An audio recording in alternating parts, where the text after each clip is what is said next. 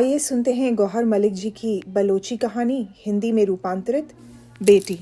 जर बेबी तेज तेज गई और नवासी को उठा लिया। उसे जोर से जमीन पे पटक दिया और डांटने लगी। कितनी झूठी हो तुम। तुमने नहीं कहा था कि बेटा है। तुम मर गई होती ऐसे झूठ बोलते हुए। बूढ़ी औरत, तुम्हें शर्म ना आई ऐसा झूठ बोलते हुए। मैं ही मस्करा रह गई हूँ तुम्हारे लिए। मेरे सरूपा कुल्हा रखती हो। ये बेटी है, फिर एक बेटी। बगैर बेटे की औरत बगैर रेवड़ वाले चरवाहे की तरह होती है। बेचारी, नाज उस पर खुद तरस खाए। खुदा उसे अपनी कोख से भाई दे दे। बगैर भाई की बहन है, जितने मुंह उतनी बातें। हर कोई अपनी जानिब से तरस खा रहा था।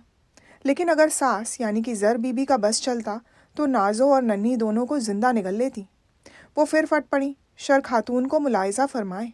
झूठ बोलकर और मुझ जैसी बुढ़िया को जल देने की शुरुआत हुई। बीवी, मुझे माफ़ कर दो। मैं नाफ काट रही थी कि आपने पूछा। मैं जल्दी में थी। अगर खुदा न खास्ता नाफ ठीक न करती तो क्या हश्र होता। डॉक्टर अस्पताल तो यहाँ है नहीं। नाजो को कुछ हुआ तो हम क्या कह सकती हैं। नाजो को कुछ नहीं होगा। वो बेटी पैदा करने की आदी है। मेरा मुंह काला करती रहती है। मेरे बेटे को लावारिस करती रहती है। बड़ी जेठानी तंजियाँ हंसी कि अच्छा है हमारे बेटों को गुर्बत की हालत में घर ही में बीवियाँ दस्तयाब होती जा रही हैं। किसी ने इस बात को अहमियत ना दी। बैठी हुई औरतों में से एक बोली, ज़्यादा बातें ना करो, लाओ मुझे दे दो। इंशाअल्लाह अगली बार बेटा पैदा करेगी। ए बीबी, मैंने हर तरह से अपना मुंह काला करके देखा है। मैंने उसे क्या क्या नहीं खिलाया। ये पहली बार नहीं है। सब्ज़क यानी दवाई का नाम मैंने दिया। पका हुआ अंडा मैंने खिलाया। कच्चा अंडा मैंने खिलाया। घी मैंने दिया। नरीना हिरन का पता मैंने खिलाया। और किस किस चीज़ का नाम लेकर तुम्हारा सर चकरा दूँ। मुझे जो भी मशवरा किसी ने दिया मैंने उसे दे दिया। मगर वो तो खुद ब खुद बेपख्त है। बदबख्त को कौन कह सकता है नेक बख्त। इसकी ऐसी किस्मत कहाँ कि बेटा पैदा करके उसे लोरियां दे। मुझे तो पहले ही पता था कि बीबी नाजो फिर बेटी लाएगी। बेटे वाली माँ का चेहरा तो 14वीं के चांद की मानेद होता है, मगर नाजो का चेहरा तो यूं लगता था जैसे किसी ने राख छिड़क दी हो। उसने नौजायदा को ज़मीन पर पटक दिया। खड़ी हो गई और एक कोने में दिनों हाथ सरूपा मारकर बैठ गई। बैठी हुई औरतों में से एक ने बच्ची को उठाकर गोद में रख लिया और कहा, नाजो बेचारी, उसके लिए कपड़े लत्ते बनाए हैं कि नहीं। नाजो ने रेल की बोगियों की तरह कतार में खड़े हुए संदूकों में से एक की तरफ इशारा किया कि इसमें है। औरत बेचारी तो मुफ्त में तोहमत का शिकार होती है। जो बीज बोया जाएगा वही फसल तैयार होगी। नहीं नहीं बहन, मेरे बेटे का कोई कसूर नहीं। नाजो से पूछो वो खुद कितने भाइयों की बहन है। बोलो नाजो। तौबा करो जर बीबी, तौबा करो।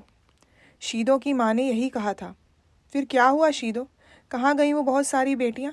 मेरी तुम्हारी आंखों के सामने की बात है। बेटियाँ बड़ी हो गई, शादीशुदा और घरवाली हो गई। फिर एक एक करके ऐसे मरती गईं कि एक अंधी लड़की भी इसके नाम की नहीं रही। नाज बीबी जिंदा थी। उसने ये सब अपनी आंखों से देखा। वो कफ़े अफसोस मिलती रही। खुदा तक किसके हाथ पहुंच सकते हैं। तौबा है खुदा के कहर से।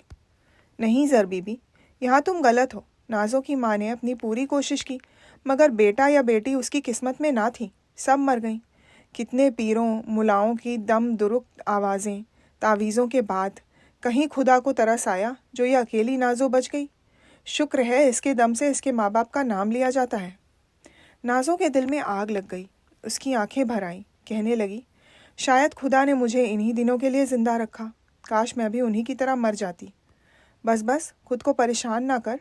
सोच सोच कर मर जाओगी। जैसे खुदा की मर्जी। तुमने कौन से पैसे दिए कि परेशान हो जाओ कि बेटा ना हुआ। कल ये बेटियां तुम्हारे लिए खुद को वार देंगी, तुम्हारी मददगार बनेंगी। दुर्रीन ने यही किया था। चौथी बेटी पैदा होने पे खुद को दौड़ मारती रही। सर्दी वाले बुखार में मुब्तला हुई और 7वें दिन कब्र में चली गई। फिर बना क्या, इसके बच्चों को भाई की बीवी ने पाला पोसा।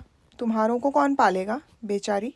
बाईं और बैठी हुई दूसरी औरतों ने जच्चा बच्चा को बिस्तर पे लिटाया, तीमारदारी की। सास ने फिर भी अपने हाथ तक ना हिलाए। गुस्से में उठी, दरवाजे को ज़ोर से मारा और बाहर निकल गई। बीबी हौसला। दरवाजे को ज़ोर से मारने में बच्चों का सर टूटेगा, दाई ने कहा। जहन्नुम में जाए, सास ने कहा। जान मोहम्मद ने दरवाजे की आवाज़ सुनी तो तेज़ी से दूसरे कमरे से निकला। हाँ माँ, क्या हुआ। बेटी और क्या। लालू, ओ लालो, आ जाओ, दुकान चले जाओ और वहाँ से गुड़ खरीद लाओ। गुड़ क्यों अम्मा। माँ ने गुस्से भरी निगाहों से बेटे की तरफ देखा। क्या मिस्त्री और मिठाई खरीदी जाए। कि ख्वाजा जान मोहम्मद के घर बेटा पैदा हुआ है। जान मोहम्मद समझ गया कि आज माँ बात सुनने की नहीं है। वो तेज़ी से वापस कमरे में दाखिल हो गया। माँ ने लालू को रवाना कर दिया और खुद आ गई। खामोश और मलूल जान मोहम्मद के करीब बैठ गई। काफ़ी वक्त गुजरा मगर ना तो बेटे ने बात की और ना माँ ने। माँ की उदासी तो जाहिर थी, जान मोहम्मद भी दिल में मलूल था। इसी लम्हे कमसिन नूर बख्त दौड़ती हुई आई और बाप के गले लग गई।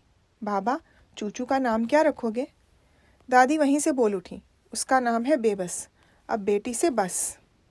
नहीं अम्मा, उसका नाम होगा ज़रबख्त। इस तरह दादी के नाम का हिस्सा भी इसके नाम में शामिल रहेगा। जान मोहम्मद की बात से गोया माँ की कमीज़ में बिल्ली घुस गई हो। वो पागलों की तरह खड़ी हो गई और बेटे का कंधा पकड़ा। जानो, खुद का वास्ता है, अब बस करो। बख्त तुम्हारे पास नहीं है, नाम रखने से बख्तावर ना होगे। ये जान बख्त, नाज बख्त, दर बख्त, नूर बख्त, शाद बख्त, उन जैसे बदबख्त नाम और कितने होंगे? बहुत है अम्मा, फिक्र ना करो। माँ ने धाड़े मारकर रोना शुरू कर दिया। जान मोहम्मद हंसने लगा। अम्मा अम्मा, खैर है, मेरे तुम्हारे हाथ में होता तो उन 6 की 6 बेटियों को बेटा बना लेते। तुम्हें तो ऐसे नहीं सोचना चाहिए, तुम तो खुद औरत हो। मैं नाजों की तरह की औरत नहीं हूँ, मुझे खुदा ने सरसब्ज किया। मैं बेटों की माँ हूँ। मुझे तो तुम पे तरस आ रहा है। बेटी खुदा की रहमत है। मैं खुदा पर खैरात हो जाऊँ, रहमत बरसाने उसने सिर्फ तुम्हारा घर देखा है। तौबा करो अम्मा, तौबा करो।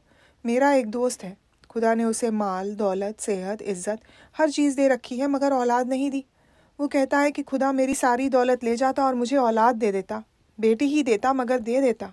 अब तो कहता है कि अपने लिए यतीम खाना से एक बच्चा लाकर पालेगा। तुम उसे अपनी बेटियों में से एक क्यों नहीं दे देते? तुम्हारी बीवियों ने बेटियों का एक अंबार देख लिया है। साल बाद तुम्हारे लिए एक और ला देगी। जान मोहम्मद को सख्त बुरा लगा। माँ की इस बात ने उसे जला भुना डाला। वो महज सर हिलाने लगा। सर क्यों हिला रहे हो? मैं गलत कह रही हूँ? पता नहीं नाजों ने तुम पर क्या जादू कर दिया है कि यके बाद दीगरे 6 बेटियां लाने के बाद भी तुम्हारे दिल में है और आंखों पे है। अपनी जवान और कद निकालती हुई बेटियों के लिए शौहर कहाँ से लाओगे? जान मोहम्मद को एक बार जैसे जोश आ गया हो। वो फट पड़ा। तुम कहो, उन्हें क्या करूं? इन सबको कत्ल कर दूं? गोली मार दूं? तुम कहती हो बेटा बेटा, क्या कर देगा बेटा? बादशाही ताज मेरे सर पे रखेगा? बुढ़ापे में ज़ईफ़ वनातवा हो जाऊंगा तो बेटा और बहू मेरा हाथ पकड़ेंगे और घर से बाहर फेंक देंगे। तुम्हें अपना भाई नूर मोहम्मद याद नहीं? उसने जान तुम्हारे घर में दे दी, हालांकि उसके तो 4 बेटे थे। फिर मैं बदकिस्मत माँ हूँ। तुम्हारी लावारसी मेरे लिए एक दर्द है। मेरी फिक्र ना करो, मेरी बेटियाँ मेरी उत्तराधिकारी हैं, वही मेरे बेटे हैं। कुछ दिनों बाद नाजों को बड़े अस्पताल ले जाऊंगा और बच्चे बंद करने का ऑपरेशन कराऊंगा। बेटियों के लिए शौहरों का गम ना करो। तुम्हारे पोतों के साथ नहीं ब्याहूंगा उन्हें। कौन सा मेरा माल व मता महल माड़ी है या करोड़ों का कारोबार है कि जब मरूंगा तो लोग ले जाएंगे? या मेरी नहरें बह रही हैं? बाप से विरसे में मिली मीरास तुम्हारे इन 2 बेटों के हाथ में है। वो उनका पेट नहीं भरती। मैं तो अपनी सफ़ेद पोशी वाली नौकरी करूँगा, 4 पैसे बचा लूँगा, अपनी बेटियों को अच्छी तालीम दिलाऊँगा, वो मेरा बेटा बनेंगी। तुम जाओ, ज़रा अपने इन दोनों बेटों में से एक के घर में साल 6 माह तो गुजारो। देखता हूँ बहुएं तुम्हें नाजों की तरह रख तो लें। क्यों उनके यहाँ नहीं रह सकती हो? तुम यहाँ इसलिए नहीं रह रही हो कि मैं तुम्हारा बेटा हूँ, बल्कि इसलिए रह रही हो कि नाजो तुम्हारी भतीजी है, तुम्हारी बेटी है, तुम्हें अपनी माँ मानती है। जान मोहम्मद के गुस्से और चीखों से माँ नरम पड़ गई। जान मोहम्मद ने चादर कांधे पर डाली, गुस्से से भरा उठ खड़ा हुआ, जूते गलत पाँव में ठूसे और घर से बाहर निकला।